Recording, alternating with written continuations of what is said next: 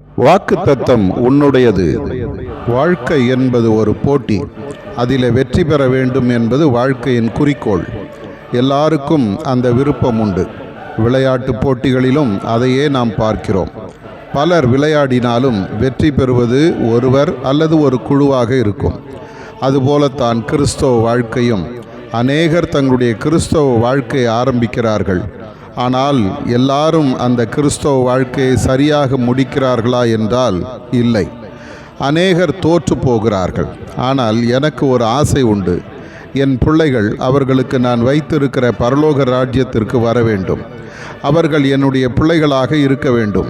நான் அவர்கள் தேவனாக இருக்க வேண்டும். இன்றைக்கு அந்த வாஞ்சையோடு நான் உன்னை பார்க்கிறேன்.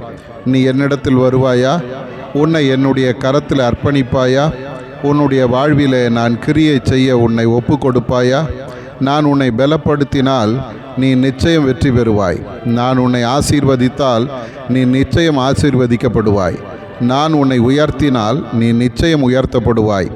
ஒருவராலும் தடுக்க முடியாது. ஆகவே இன்றைக்கு உன்னை எனக்கு முழுமையாக அர்ப்பணித்து நான் தரும் நன்மைகளை நீ பெற்று வாழ உன்னை அன்புடன் அழைக்கிறேன். நீ வருவாயா? உனக்காக வைத்திருக்கும் நன்மைகளை பெற்றுக்கொள். இன்று நான் உன்னோடு இருந்து உன்னை நடத்துவேன். ஆதார வசனம்: ஜெயம் கொள்ளுகிறவன் எல்லாவற்றையும் சுதந்தரித்து கொள்ளுவான். வெளிப்படுத்தல் 21:7.